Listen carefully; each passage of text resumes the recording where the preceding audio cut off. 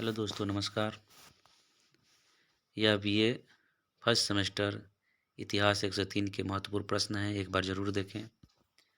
30 प्रश्न हैं जो कल की परीक्षा की दृष्टि से बहुत महत्वपूर्ण है, एक बार अवश्य देखें।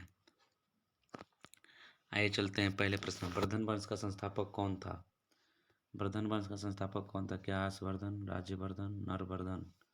वैसे तो वर्धन वंश का संस्थापक पुष्यमित्र था, लेकिन इसको देखा जाए मुख्य रूप से तो राज्यवर्धन को माना जाता है।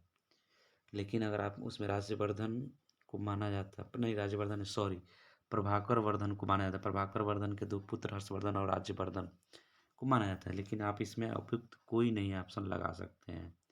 ठीक है, आइए चलते हैं नेक्स्ट प्रश्न पे।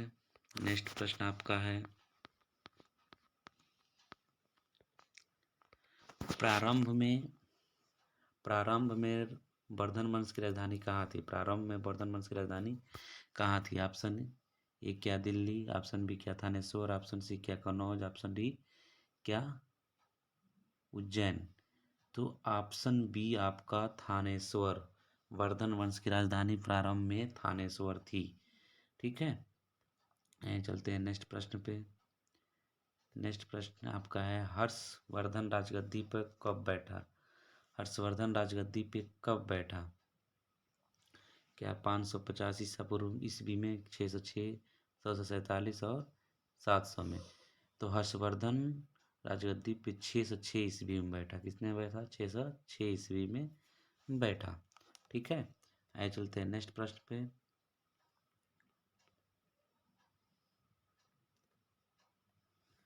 हर्ष के काल में आया चीनी यात्री कौन था? हर्ष के शासन काल में आया चीनी यात्री कौन था? क्या फाहियान, क्या इत्सिंग, क्या ह्वेनसांग?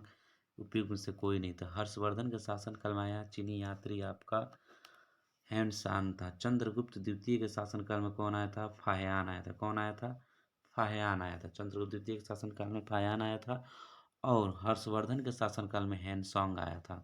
ठीक है, आइए चलते हैं नेक्स्ट प्रश्न पे। जी हाँ छात्र छात्राओं, अभी तक आपने हमारे चैनल को सब्सक्राइब नहीं किया है तो सब्सक्राइब करें, क्योंकि आपको विद्यालय संबंधी, महाविद्यालय संबंधी, चाहे किसी भी एग्जाम की दृष्टि से, चाहे किसी भी एग्जाम संबंधी सूचना अगर चाहिए तो आपको प्रथम सूचना यहीं पर मिल जाएगी, कहीं और जाने की ज़रूरत नहीं पड़ेगी। इसलिए आप ज़्यादा से ज़्यादा चैनल को सब्सक्राइब करें, शेयर करें, लाइक करें। हम ज़्यादा बीच में आपसे ये नहीं कहेंगे कि शेयर करें।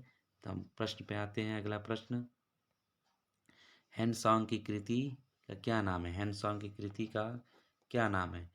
क्या सी यू की, फी क्यू की और लाइफ? में से कोई नहीं। तो इस ह्वेनसांग की रचना क्या है? सी यू की। क्या है? सी यू की इसकी रचना है। आइए नेक्स्ट प्रश्न पे चलते हैं। हर्षचरित्र के लेखक कौन है? हर्षचरित्र के लेखक कौन है? बाणभट्ट, विशाखादत्त, हरिसेन, कालिद? तो आप जानते हैं कि हर्षचरित्र के लेखक बाणभट्ट है, मुद्रा राज के लेखक विशाखादत्त है, हरिसेन इनके दरबार में हरिसेन से प्रयाग प्रशस्ति अभिलेख प्राप्त होता है। हरिसेन द्वारा प्रयाग प्रशस्ति अभिलेख प्राप्त किया जाता है। हरिसेन ने इसमें अपना लेख लिखा हुआ है। आइए नेक्स्ट प्रश्न चलते हैं। हर्ष द्वारा किसी ग्रंथ की रचना नहीं, हर्ष द्वारा किस की रचना नहीं की गई थी? तो हर्ष की, पहले तो ये जान लीजिए कि हर्ष ने कौन सी रचना की थी। तो हर्ष ने रत्नावली लिखी थी, प्रियदर्शिका लिखी थी, नागानंद लिखी थी, लेकिन हर्षचरित नहीं लिखी। हर्षचरित किसने लिखी थी? तो बाण भट्ट ने लिखी थी। बाण भट्ट ने लिखी थी। ठीक है, हरचरित्र बाण भट्ट ने लिखी थी, तो ये नहीं होगा। ये नेक्स्ट चल पे, शशांक कहाँ का शासक था? तो शशांक ऑप्शन ए बंगाल, कामरूप, कन्नौज, बिहार? तो शशांक बंगाल का शासक था। यह आपके सिलेबस के अनुरूप है। अब बहुत ही महत्वपूर्ण प्रश्न है, एक बार जरूर देखें। निम्न में से कौन हर्षकालीन नहीं था? बाणभट्ट, वेनसांग, कालिदास, मयूर? तो बाणभट्ट भी क्या थे, हर्षकालीन थे, ह्वेनसांग भी थे, मयूर भी थे, लेकिन कालिदास कौन थे, गुप्तकालीन कवि थे। कौन कवि थे, गुप्तकालीन कवि थे। बाणभट्ट गुप्तकालीन कवि थे। ठीक है, आइए चलते नेक्स्ट प्रश्न। हर्षवर्धन की मृत्यु कब हुई थी, हर्षवर्धन की मृत्यु 647 ईसा पूर्व। ऑप्शन सी, ऑप्शन सी सही होगा। ठीक है, आइए चलते नेक्स्ट प्रश्न पे। त्रिकोणात्मक संघर्ष में त्रिकोणात्मक संघर्ष में किसने भाग नहीं लिया था, क्या राष्ट्रकूट, पाल, प्रतिहार, गढ़वाल। तो त्रिकोणात्मक संघर्ष, कन्नौज को लेकर यह संघर्ष हमेशा चलता रहा है, जो राष्ट्रकूट, पाल और प्रतिहार के बीच में यह संघर्ष हमेशा चलता रहा था। कन्नौज को अपनी राजधानी बनाने और कन्नौज पर अपना अधिकार जमाने के लिए त्रिकोणात्मक संघर्ष किसके किसके बीच चला, राष्ट्रकूट, पाल और प्रतिहार। इसमें ऑप्शन आपका डी सही हो जाएगा, गढ़वालों ने भाग नहीं लिया था। अगला ऑप्शन,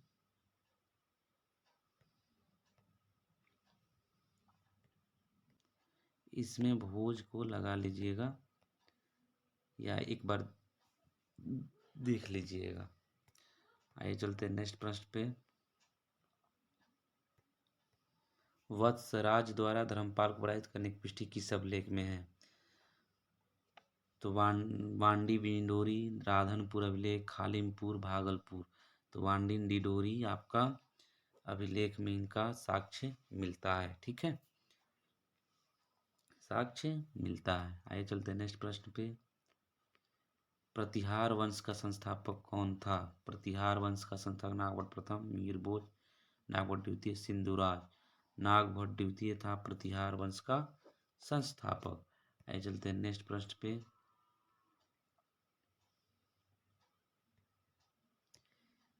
जयजयका भुक्ति किसे कहते हैं, बुंदेलखंडवासी को जयजयका बुंदेलखंडवासी को जयजयका भुक्ति कहा जाता है। ठीक है, आइए चलते हैं नेक्स्ट प्रश्न पे।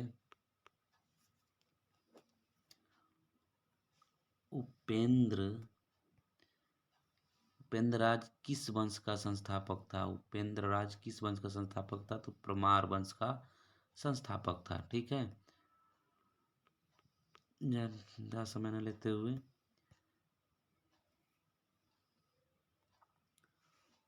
मूल राज किस वंश का शासक था, तो मूल राज परमार वंश का शासक था। ठीक है, ऑप्शन पर न जाते हुए आपको हम ज़्यादा प्रश्न और डायरेक्ट आंसर बता दे रहे हैं। ठीक है, अब आइए आश्रम व्यवस्था के अंतर्गत कितने आश्रम हैं, क्या 2, 4, 6, 8। तो आश्रम व्यवस्था के अंतर्गत आश्रम 4 है। पहला आपका ब्रह्मचर्य आश्रम पूछ दे आपसे, तो पहला कौन सा हो जाएगा, ब्रह्मचर्य आश्रम। दूसरा गृहस्थ आश्रम, तीसरा सन्यासी आश्रम और चौथा वानप्रस्थ आश्रम है। ठीक है, ये आपके 4 आश्रम है जो जिसमें गुप्त प्राचीन काल में या प्राचीन काल से लेकर इस आश्रमों में लोग निवास करते थे। ब्रह्मचर्य आश्रम के अंतर्गत शिक्षा दीक्षा गृहस्थ आश्रम के अंतर्गत व्यक्ति 25 से 50 वर्ष के उपरांत गृहस्थ आश्रम प्रवेश करता था, जिसमें शादी विवाह होता था। उसके बाद से वह संन्यास आश्रम को ग्रहण करता था, बाद में वनों में जाकर निवास करता था। तो आश्रमों की संख्या कितनी है, 4। आइए नेक्स्ट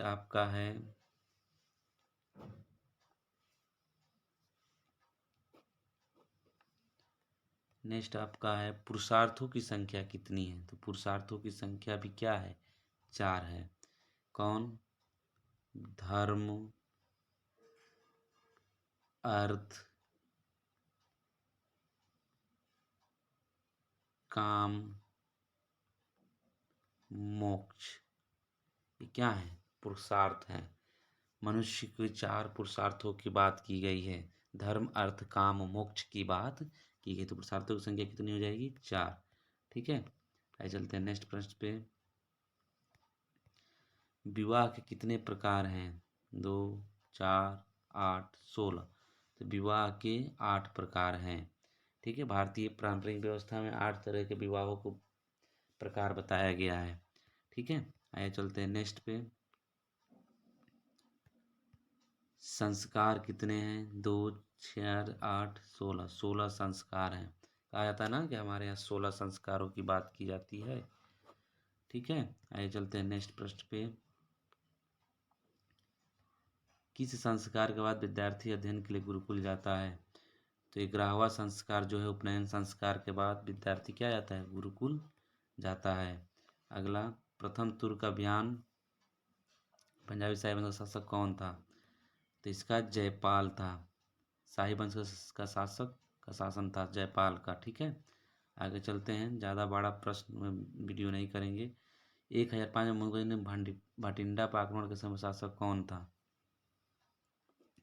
तो वाजीराव भटिंडा का शासक था। ठीक है, मोहम्मद गजनवी ने सोमनाथ पर कब आक्रमण किया था? मोहम्मद गजनवी ने सोमनाथ पे कब आक्रमण किया था? तो मोहम्मद गजनवी ने सोमनाथ पे क्या 1027, 1026, 1025, 1028।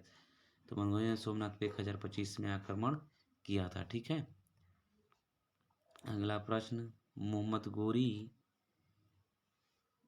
ने अजमेर पे कब अधिकार कर लिया? मोहम्मद गोरी ने अजमेर पे 1192 में अधिकार कर लिया। ठीक है, अगला प्रश्न, 1000 से लेकर 1026 तक मोहम्मद गोरी ने भारत में कितनी बार आक्रमण किया? 10, 12, 17, 26। तो कहा जाता है मोहम्मद गोरी भारत पर लगभग 17 बार आक्रमण किया था। लगभग 17 बार आक्रमण किया था। तराइन के द्वितीय युद्ध में मोहम्मद गोरी ने किस शासक को पराजित किया था? तो तराइन के द्वितीय युद्ध में मोहम्मद गोरी ने पृथ्वीराज चौहान है, पृथ्वीराज तृतीय भी इनको कहा जाता है। पृथ्वीराज तृतीय भी इनको कहा जाता है। पृथ्वीराज तृतीय भी इनको कहा जाता है। आगे आगे अगला प्रश्न, और